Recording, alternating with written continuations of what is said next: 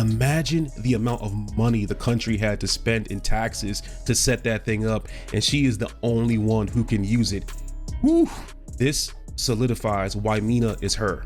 She's just her, yo. But you know what? That might not be a good thing for Mina, because she is the problem right now. Not a problem, but she is the problem for number 9. Also, I'd imagine that thanks to the memories of Iseo, number 9 probably already knows about Kronos, so it wouldn't surprise me if he already has a countermeasure in place. But I'm thinking that Mina needs to watch her back over there. Just because you're back on base doesn't mean that number 9 won't show up to give you those hands, because we've already lived through that once. He'll do it again if he has to. Huh, well, I guess I better pat myself on the back. Okay, so things in Kaiju number 8 seem to be going like I predicted, but in a good way, because the plot just moved forward the most it has ever done since the beginning of the current arc. Now we know what Kaiju number 9's big plan is, and it is none other than obtaining Mina Ashiro herself. I assumed that he would want to kill her off, so that she can't get in the way of his main goal. And that is correct to an extent. But as it turns out, she is the goal. To be fair, I am not the only one that predicted something like this happening a year ago. There's also a few other people in the community that predicted some of 9's plans too, so take your victory lap and strap in, because things are clearly about to get crazy. The answer to the big question at the end of the last chapter has come in, and in my review of that chapter, I even stated that one of two things will happen. Either Kaiju number 14 would end up continuing the fight against Mina, who simply thought she destroyed its core, or Kaiju number 14 is in fact dead and was just a means to an end, and Kaiju number 14 would use this as an opportunity to ambush Mina while she is tired. As it turns out, the latter ended up being the correct answer. Mina does in fact end up getting ambushed by Kaiju number 9 after she takes down number 14. The reason why this was even a prediction of mine is because of how throughout the entire events of the war preceding this chapter, Kafka kept gaslighting the reader into believing the Japanese Defense Force is infallible, and everything will be okay because Mina is the GOAT. The level of glazing everyone did whenever it came to Mina felt ridiculous, considering what had just transpired with Iseo Shinomiya. To me, that was the red flag. Kaiju number 9 coming back on the scene is super exciting because his presence helps the plot move forward in big ways, which is something the fans have been wanting for a while now. You know you have a good villain on your hands when their presence alone can give you chills, and that is exactly what happened to your boy. Kaiju number 9 reappearing in such a casual way, contacting the Defense Force over the radio, actually gave me chills. He's just a big troll when he does it too, from the moment he steps back on panel. I think the eerie vibe comes from just how casual he is when addressing the entire Defense Force after losing the second wave of Daikaiju he released. He was always the calm and calculating type, and I knew that the way things were going were all probably within his projections, but even then, just the sheer amount of confidence he exudes is so off-putting. From the way he salutes and greets everyone. Hello there, Defense Force. He really is just a massive troll, man. I can only compare his mindset to whenever I play Yu-Gi-Oh! And like, I know I'm going to pull the final piece of Exodia on the very next draw, and there's nothing my opponent can do. That's kind of Kaiju number 9's headspace right now, I'd imagine. And apparently, he has discovered live streaming, so I guess he's also going after that Twitch money, but that's neither here nor there. This man has his face all up in that camera, influencer style. Like, sir, can you back up? Damn, those are some good teeth though. So, number 9 reveals that his plan is to take control of a certain power he has discovered and, in his own words, end things. Obviously, we know that power is Mina Ashiro. I still don't believe that Mina is his end game, but she is the means to that end. I'm curious as to what his ultimate goal really is. It's crazy how he completely absorbed Kaiju number 2 and Iseo, but now he also wants Mina. We haven't even experienced his current level of strength, and yet number 9's already planning to get stronger. This revelation introduces another big question surrounding the nature of humans and the power suits that they wear. I can understand Kaiju number 9 wanting to absorb Isao Shinomiya because he was Numbered Weapon 2's user. That and the fact that Isao was compatible for assimilation. But never once were we, the readers, led to believe that he wanted Isao himself. Only in hindsight did targeting Isao make sense because of the sheer amount of information 9 could gain from Isao's memories. We were never led to believe that Kaiju number 9 wanted Isao's power, but rather Kaiju number 2's power. But in the case of Mina, things have clearly changed. Kaiju number 9 wants Mina Ashiro specifically. It's interesting that now it seems like the power suit user carries a strength that the power suits simply do not. In the case of Mina, she isn't using a numbers weapon as far as we know. She is in a regular power suit, same as all of the other troops that have been deployed, but yet she is the strongest. It's very important not to gloss over that point, because I believe this may very well tie into why Kafka Hibino was seemingly chosen to be the host of Kaiju number 8. Obviously, we know that humans have to be compatible with the power suits to draw out their full potential. The user has always been important to an extent, but it's always been understood that the suits are what made the humans powerful. With this new development, that seems to be turning on its head.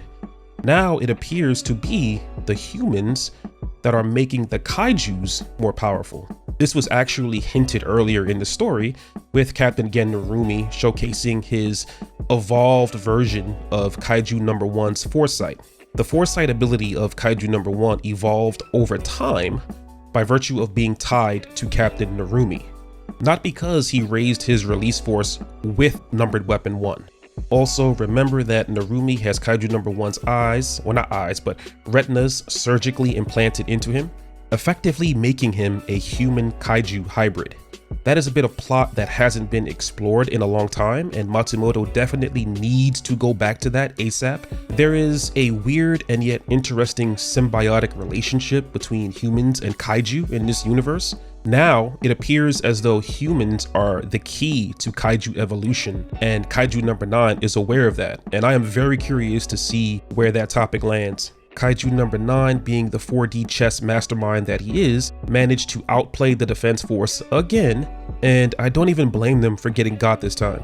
No one in the defense force could have seen this kind of pull-up coming.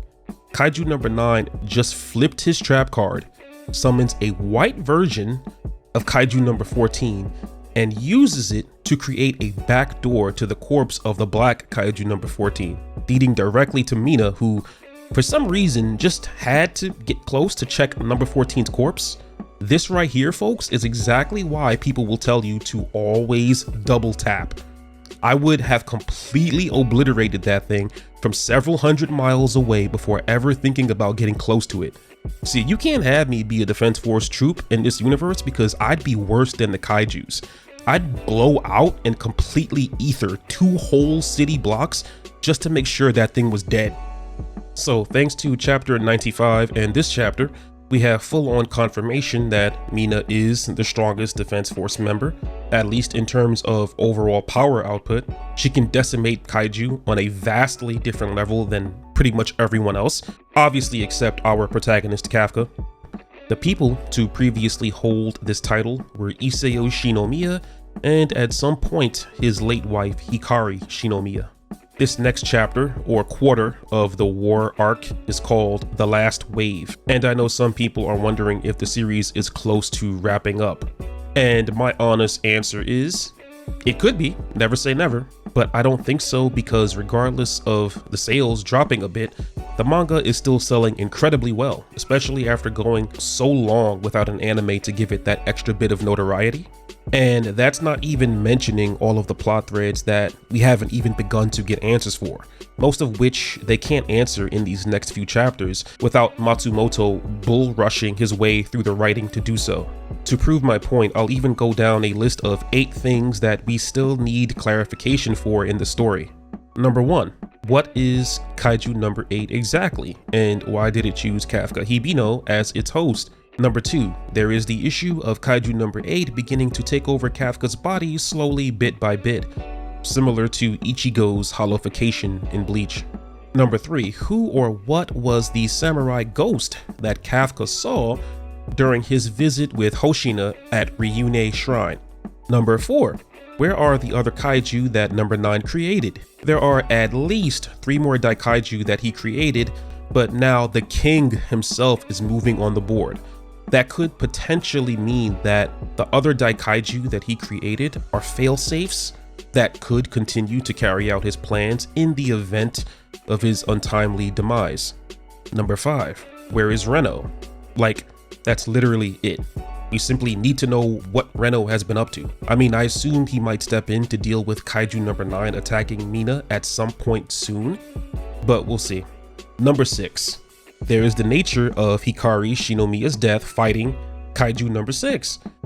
And we don't know that much about that situation. We know that kaiju number 6 had ice powers and was the strongest kaiju with a resilience level that nearly rivals Kafka as kaiju number 8, but there's definitely more to that story than what has been shown. Number 7. Numbers Weapon 3, 5, and number 7 have been prepped for combat, and we have yet to see how they look or which troops have been selected to use them. Number 8. Lastly, the series will likely end with humanity figuring out how to prevent more kaiju from being created. To do that, they first need to figure out how to access those caverns deep beneath the sea, the kind that kaiju number 9 uses to create more kaiju. But like I said, that is endgame stuff, and that is exactly why I don't see every plot point that I just listed being wrapped up within the final quarter of this arc. And it's because of that I don't think kaiju number 8, I was about to say kaiju number 9, I don't think kaiju number 8 is wrapping up at all. So here are my closing thoughts for this chapter. It feels as though Kafka has been written by Matsumoto in such a way that he's putting way too much stock and emphasis on his dream of fighting alongside Mina, to the point where it makes me wonder what will Kafka do if things don't go according to plan. As an adult, you learn very quickly that your initial dreams and desires when you were younger don't necessarily go the way you wanted them to, or even the way you expected. A lot of time, people grow out of their dreams, or goals change. A lot of the time, people don't even achieve them at all.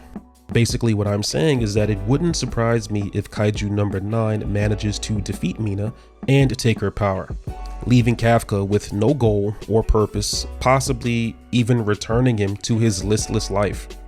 At that point, he would have to find the strength to pull himself up from that level of pain and move forward. But I don't think that's what's going to happen. I don't think it's going to get that grimdark. I do think Reno is going to show up, flex, and box up kaiju number 9 for a bit, and eventually Kafka will have to step in and support Mina this time. Unlike in the past, there's a few different directions the author can go, so we're just gonna have to let Matsumoto cook. Whatever he chooses, I hope it's entertaining. All in all, chapter 96 is dope. It really helped to push the central plot of this arc forward, much more than the last 15 chapters, which I will repeat is something that fans have been wanting from kaiju number 8 for a while now. Anyway, that wraps up all of my thoughts on the chapter. Let me know what you guys think in the comments, and if you like this kind of content, then click the thumbs up and consider subscribing. Also hit the bell to stay notified when I drop more content such as this. Alright, I'll catch you guys on the next video. God bless. Peace.